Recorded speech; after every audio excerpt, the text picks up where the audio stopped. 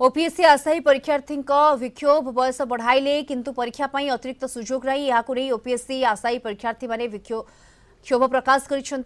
नियम अनुजाई राज्यर प्राय 40,000 अधिक ओपीएससी परीक्षार्थी परीक्षा देवार वंचित होगा जाउछंती। एने भुवनेश्वर जयदेव भवन सम्मुख में राज्य संयोजक दीपक राउत नेतृत्व में शताधिक आशायी एकत्रित होती आसंता जून 7 होगा परीक्षा अतिरिक्त सुजोग देवाक सरकार निकट में दावी कर बहु समय नोटिफिकेशन विलंब अधिक दिन परीक्षा आदि व्यवस्था जो आशायी मैंने अतिरिक्त सुवर्ण सुजोग हराइबा पड़ुछि। देशर अन्य राज्य मानक बयस सीमा पर्यंत परीक्षा देवाई सुजोग थिबा बेले ओडिशा रे एहार व्यतिक्रम रही। तेबे एहाकू सरकार विचार को नहीं चूड़ांत